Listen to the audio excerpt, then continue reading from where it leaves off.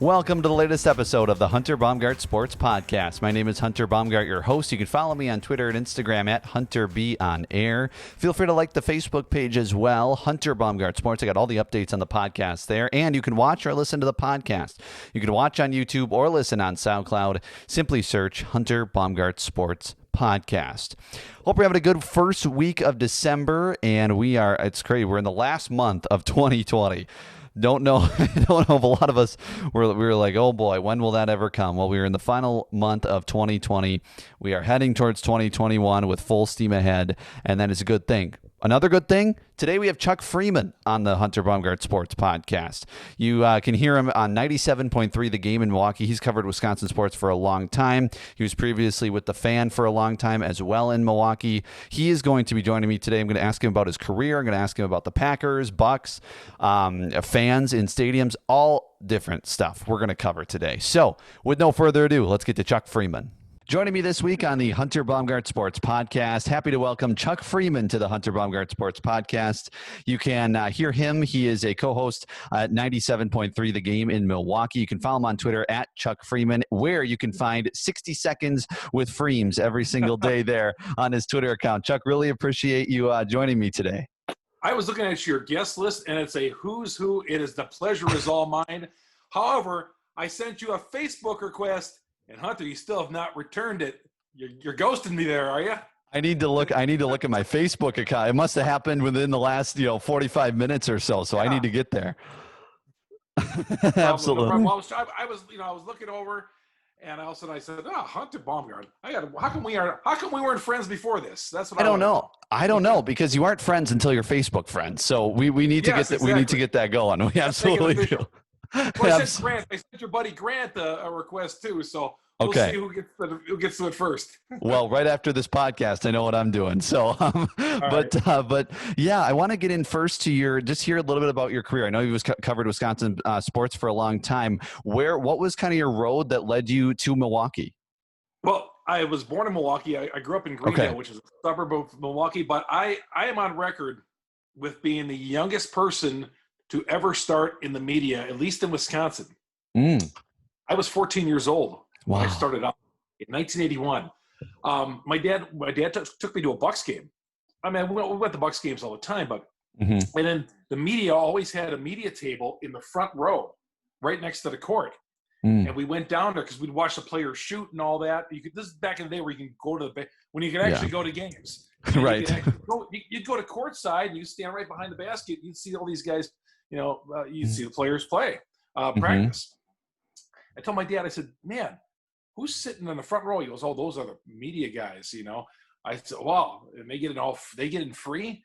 I told my dad, I said, "That's what I want to do for a living."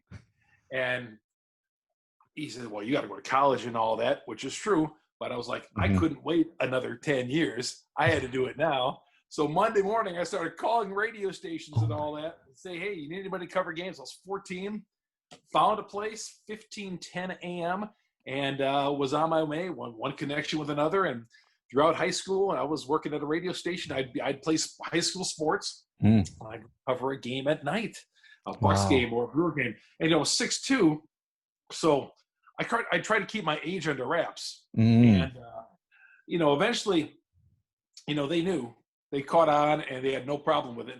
But so I've been covering games since. There's nobody in the state who's been covering games as long as I've been, since 1981. There's very few. Jim Paschke, who you've had on the podcast, and a few others. But I guarantee you, nobody's been doing it since the age of 14 here in Wisconsin. So I've seen it all. Yeah, I bet you absolutely have. So I know you're, obviously you're right now in Milwaukee. You've been in Milwaukee for a while. Were you because I briefly remember, I think you've been in Eau Claire as well. Have you worked at other stations around the state? Yeah, I've worked at Eau Claire, WBIZ in Eau Claire when I was in college, working for the great Mike Sullivan there, and learned a few things after I was working in Milwaukee for a few stations part time, and I went up there and really learned a lot from him. And then I worked in Green Bay, worked at KFIZ in Fond du Lac, was the first one to do sports talk in Milwaukee at later on. I came back in 1994. 1510 Milwaukee was going to start sports radio in Milwaukee. So I applied, got the job, and was the first guy to do afternoons there.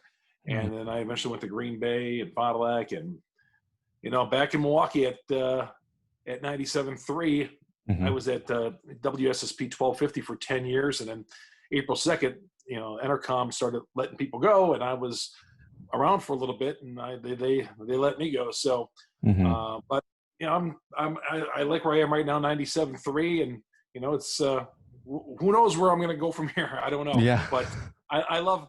I guarantee I'm staying in Wisconsin because I love it here. Absolutely. And you obviously have been covering the state for so many years. Your knowledge base is here and everything like that. Looking back, obviously since you've covered so many games starting at such a young age, what are a couple of, moments, Wisconsin sports moments you've been able to cover that you were at the game and were like, wow, this is so cool that I am at this game, being able to report on it for a living? Well, my first year of covering sports, I got the job in June of 1981 on a Thursday afternoon. The next day, the baseball strike happened.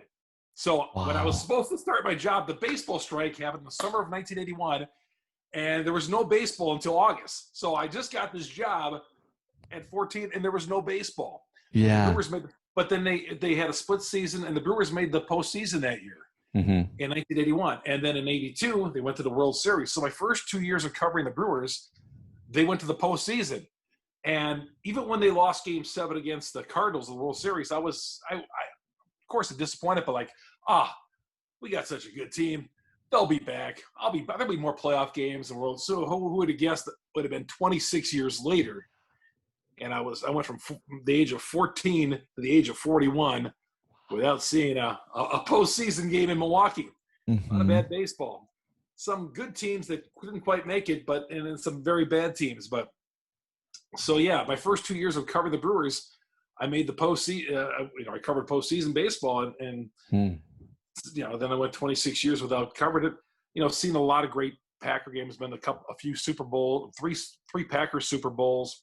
Marquette in the Final Four, Wisconsin in the Final Four. I've been anytime our team has played in a championship game in Wisconsin, I've gone. But I mean, I've been fortunate to see a lot of great things in this business. So, but yeah, it's a new era right now in sports, and I haven't covered a game since March. Right. And that's because of COVID. So I didn't any Brewer game I covered right from my house. I just right on Zoom here, so it didn't have to go to the game, but. Who knows? With this COVID, we're doing day by day. Yes, exactly. And everybody is. What are some of the memories you have from the Super Bowls that you went to for the Green Bay Packers? Obviously, Brett Favre won that first one in '96 and, lost the next one. And then, of course, Aaron Rodgers wins the next one in the 2010 season. But, of course, it was right in the beginning of 2011. Any specific memories you have from going to those Super Bowls? Well, in '96, which would have been January of '97, the Packers at Super Bowl 31, you would have been probably 8 years old, right? Yeah, a little younger than that. Yeah, exactly. 8 years old. You got it. So I'm at the Super Bowl. I'm covering the game, and I'm standing up in the auxiliary press box, and I think it was Aretha was singing the national anthem. I'm pretty sure it was Aretha singing the national anthem. And you see the football team that you've seen all of your life going through many bad years. I'm in the stands in a full house at the Superdome, and I'm like, man, I am at the Super Bowl watching the team that I grew up. Because you know what? As sportscasters and talk show hosts and all that, and the guys in the newspaper, we cover the team, but we also grew up here. And there's a fan in us. And anybody who says they're not a fan and it's from Wisconsin that's covering these teams, I don't believe that at all. I mean, I don't believe that. I mean, Hunter, you grew up where? Here, Wisconsin. Okay, so you know what? You cover the teams, but you're also a fan, right? Yep, exactly. We're all fans. We watch the games. I'm watching that game last night on my flight back from Scottsdale, Arizona, that Packer game. So, but yeah, going to the Super Bowl, and then the next year the Packers went to Super Bowl 32 in San Diego, a heavy favorite. They were a 2-touchdown favorite against Denver, and I'm doing my show all week on Radio Row, and everybody's picking the Packers. One person picked the Broncos, Tom Jackson, the former Bronco, on ESPN. Yeah. I mean, you played for Denver. You're not picking the Packers. You're not going to pick the Packers. He was right. Packers got beat. Mm-hmm. And then I covered the Super Bowl down in Dallas in 2011. And, you leave Milwaukee and you're going down to Dallas. We get there on a Sunday afternoon, a week before the Super Bowl. It's 70-degree temperatures. Monday morning, I'm waking up and I'm hearing wind howling against our hotel room and all that. I look outside. It's snowing. I'm like, are you kidding me? This is Dallas, Texas. All week had lousy weather and oh my gosh! But for the Super Bowl week, but yeah, it was. I mean, I've been fortunate to see those 3 games. I think the best moment I've ever had covering sports is the Wisconsin Badgers in the Final Four in 2014 and 2015. In 2015, when they beat Kentucky in the Final Four. Yeah. Courtside for that, and that was one of my great moments in covering sports. I mean, that Kentucky team, people are talking about that being one of the greatest all time. And throughout the Big Ten season and throughout the whole season, and I was saying, the Badgers are going to be on a crash course with Kentucky, and they're going to beat Kentucky. And I was getting heat for it on my show. They're not better than Kentucky, and they went down to Indianapolis, Hunter, and they beat Kentucky. Yeah. Lost to Duke in the national championship game. Remember texting my buddy, the Badgers were up by 9 with 11 minutes left, texting him saying, do you believe it? Wisconsin's going to win the national championship beating Duke. And things went downhill since then. So, yeah. But, that's, I've been glad to see a lot of great things with the Bucks and Brewers. But most of our sports teams end in heartache, except for twice with the Packers. Yeah. Yeah, I was going to ask you about that because obviously you like you said, went through so many Packers bad years in the 80s, et cetera. And obviously there's been bad Bucks basketball until Giannis got here. And there's been lean Brewers years, obviously 26 years without a playoff appearance. When these teams get so close to the championship now, but, they're competitive. We had the Bucks the last few years have been very competitive, nearly to the finals. The Packers, obviously, with Aaron Rodgers, have been competitive nearly every year. The Brewers have gotten to the NLCS twice in the last 10 years, one of them getting to the Game 7. So when you look back, is that like are you satisfied that they're competitive nearly every year now, or would you just like them to get over the hump? Like it seems like they just continue to get so close. Well, here in Milwaukee, we're one of the cities that's gone through the longest drought of sports championships. We haven't won a professional sports championship since 1971 when the Bucks won it, and I was 4. Yeah. Okay. The Brewers have never won a championship, and one World Series and 82, and they lost. That's an embarrassment. Bucks haven't won an NBA championship since 71. They got back in 74 and got beat by the Celtics. And of course, Marquette in 1977. But yeah, a lot of near misses. And anybody who thinks it's it's not easy. Obviously, it's not easy winning a championship. But man, we are starved for a championship. I'm sure Green Bay's got their Super Bowls, but in the city of Milwaukee with the Bucks and the Brewers, man, it's close doesn't count. And the Badgers, and I love the Badgers, but the Badgers have gotten close a few times, and like I mentioned, 2 Final Fours. 2014 they got beat by Kentucky on the Harrison 3-pointer. I think they would have won the national championship that year, but so close. Got to break the door down one of these times, Hunter. Yeah, do it. I hope so, especially obviously with Aaron Rodgers' career on the back end. Just hoping that they can get one before another one, I guess, before he retires. Let's get into a little bit of Wisconsin sports topics here. Chuck Freimund joining me on the Hunter Baumgardt Sports Podcast. He's a host at 97.3 The Game in Milwaukee. You can follow him on Twitter at Chuck Freimund. So let's talk Packers first. Obviously, you said you're watching the game Sunday night against the Bears. Oh yeah, oh yeah, you bet. Taco Bell. Yes. Fantastic. Champions. Yes, exactly. So the Packers get a huge blowout win over the Bears on Sunday night. Looked impressive, especially on the offensive side. They've looked a lot better on the offensive side than they did last year in the second year under Matt LaFleur. Do you give more credit to Rodgers or LaFleur for that happening this year? Well, they're more, they're, as Dungy was mentioning on the broadcast, Tirico and Dungy last night, those two are gelling well. And the offense, he's got the weapons. He's got the good running back, Jones. I like Williams as well. They're playing well. My problem with the Packers is sometimes I feel like they, under LaFleur at least, for this last year and a half, they come out a little flat once in a while. I don't know how to understand that one. They came out flat in the second half against the Colts. Jacksonville, they looked terrible. They got once in a while they come out, and I don't get that part. Defensively last night, though, Hunter, I was surprised that Trubisky was able to move the ball up and down the field as much as he did. And when he wasn't doing that, he was making his own mistakes. The interception in the end zone, the other savage interception near 50-yard line. So the Bears were moving the ball up and down quite easily on that Packer defense, and that's it's been a long-standing problem for the Packer defense all year long, and it seems to be. But the sentiment seems to be in college and pro football that, hey, as long as you have the great defense, you're going to win. But as Nick Saban has said, great defenses are getting shredded by these awesome offenses. So it might be such where, hey, you could have a great offense and still get by even though your defense isn't playing very well. That's kind of evolving a little bit. So maybe the Packers are going to be able to overcome the defense. But you look around the NFL, there's a lot of points being put up this year. Yeah. And in college, too, a lot of points being put up on the board. So take the over in your games. Yeah, exactly. Life is too short to take the under. Exactly.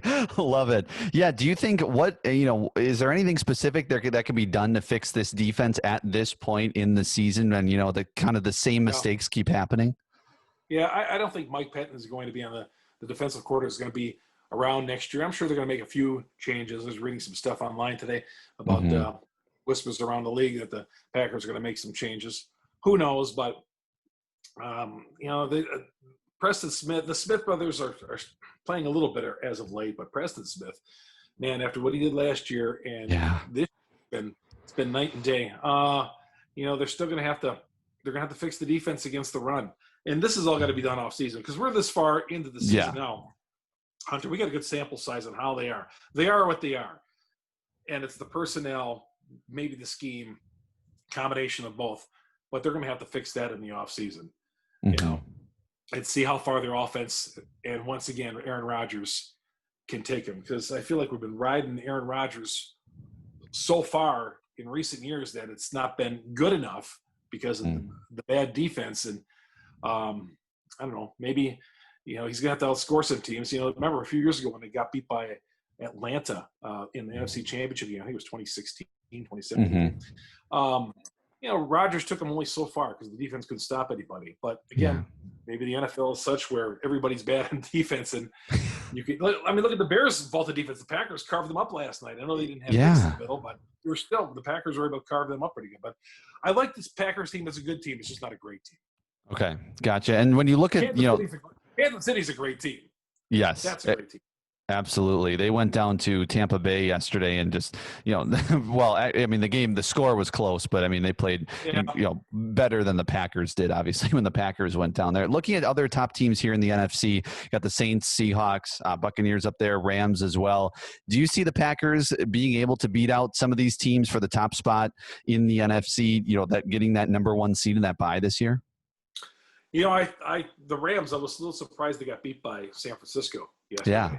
I did not see the game, but it's not like San Francisco pretty much controlled that game for the most part and got the late field goal. The Saints are much better than when the Packers saw them earlier in the year. Tampa's a tough team to figure out for me. I don't know. They got blasted by the Saints earlier this year. They went to Carolina and won. Of course, they beat Green Bay. Depending on what we can catch these teams, I guess. I would have said going in yesterday, the Rams were the best team in the NFC. But maybe as of right now, it's Green Bay. But, they got beat by the Colts, blowing that. If they would have beat the Colts and finished that off last week, then I would say Green Bay. But I think you got a hodgepodge of 3 or 4 teams that on any given Sunday can beat each other. Really, I think that's the way it is, Hunter, this year. Yeah. If you were to tell me a favor right now in the NFC, I would just lock up 3 or 4 different teams. Yeah. And even Tampa too. No, I agree. And I think the Packers are a team to me that they can beat anybody, but they can lose to anybody, which is, is scary at the same, exciting at the same time as being scary at the same time. So they lost to Jacksonville 2 weeks ago. Right. They could have lost to that game. They could have lost that one. Exactly. Yeah. And they lost to the Vikings a couple of weeks ago as well that they shouldn't have at home too. So No. it's, and then they go and, it's just been an interesting year. But looking at, let's, before I wrap up here, the Bucks have been, making moves here the last couple of weeks, especially with getting Drew Holiday. They give up, Bledsoe, George Hill, and picks as well.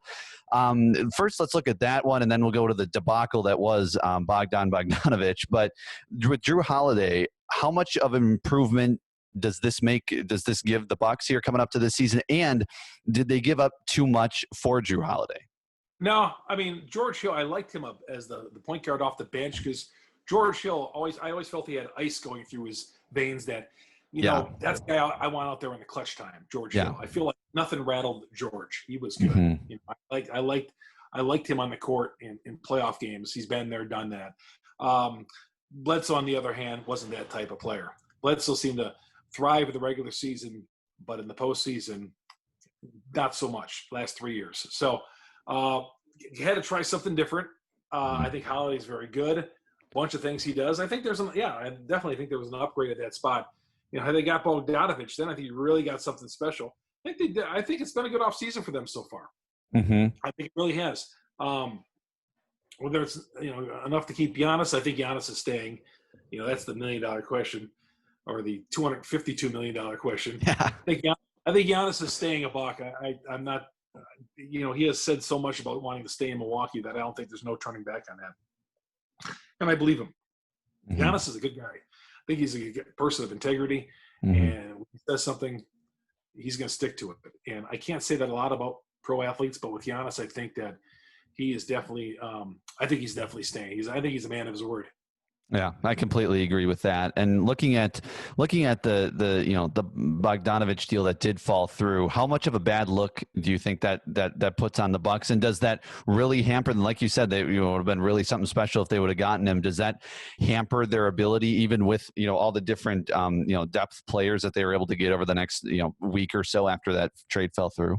No, I mean those things happen. When I hear the NBA was coming down on them, I mean, come on, really? Yeah.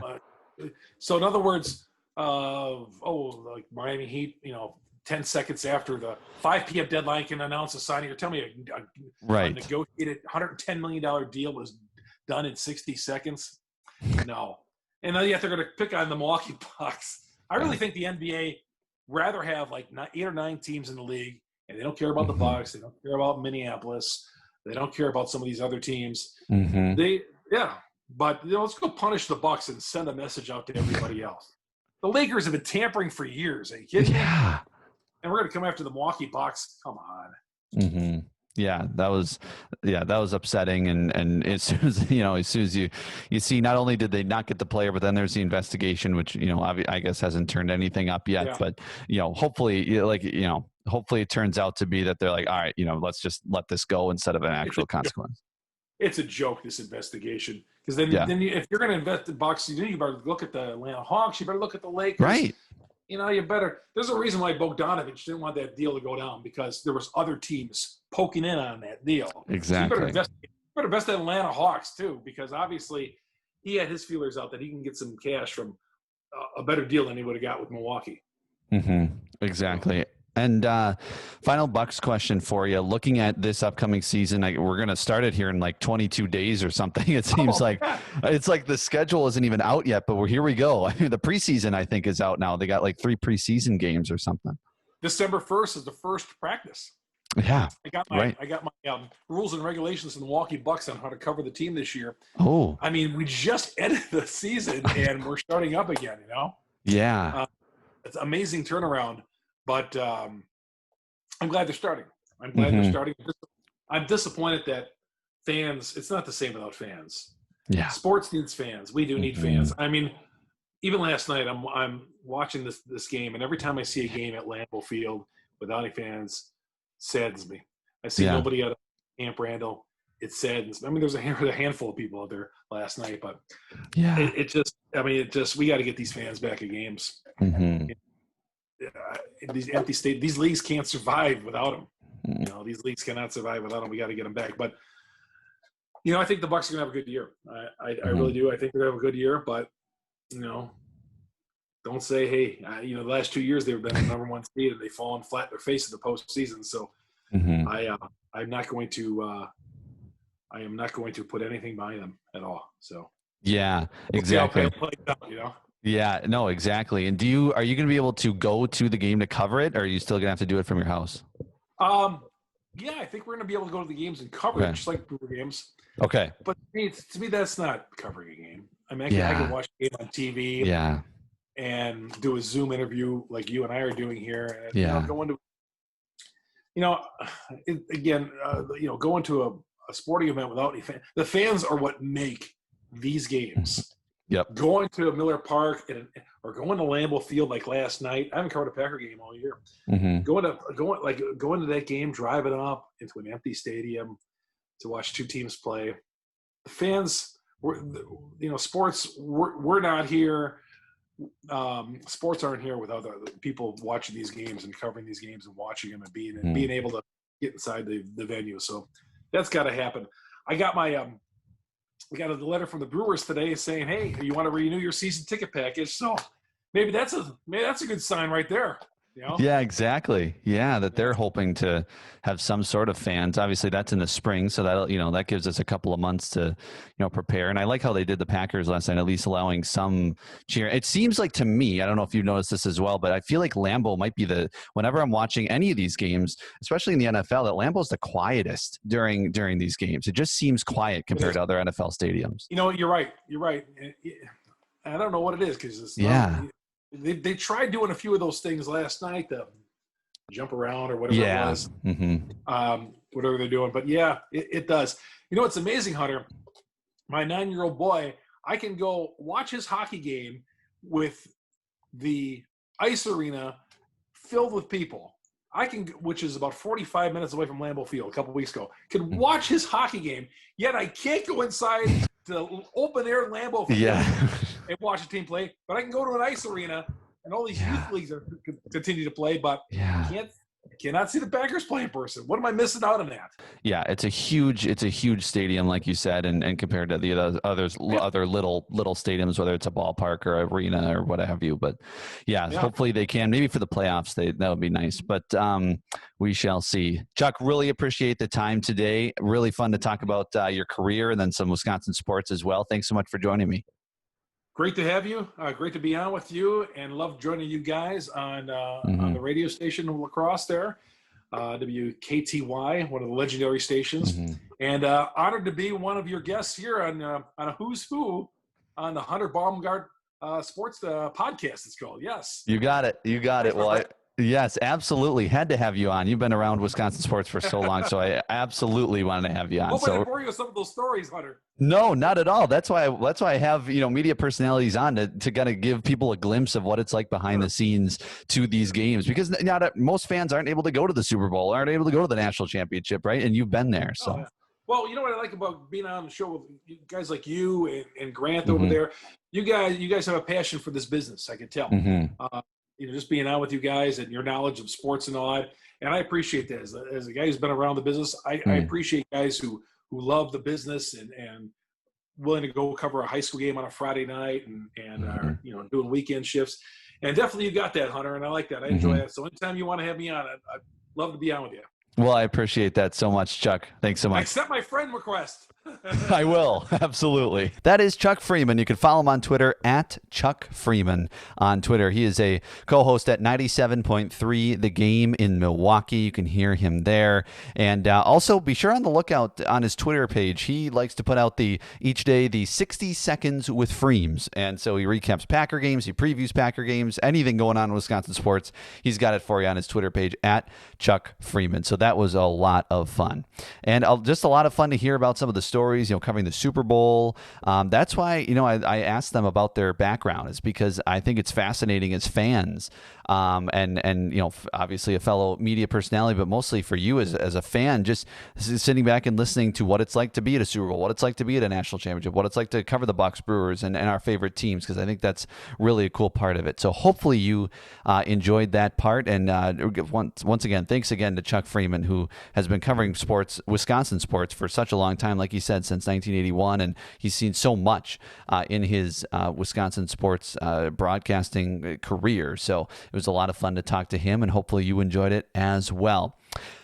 Well, I'll talk to you next week. You can follow me on Twitter and Instagram at HunterBOnAir. Feel free to like the Facebook page as well, Hunter Baumgardt Sports. Remember, you can watch or listen to the podcast. You can watch on YouTube or listen on SoundCloud. Simply search Hunter Baumgardt Sports Podcast. Thanks again to Chuck Freimund for joining me today. I'll talk to you next week right here on the Hunter Baumgardt Sports Podcast. And as always, stay positive.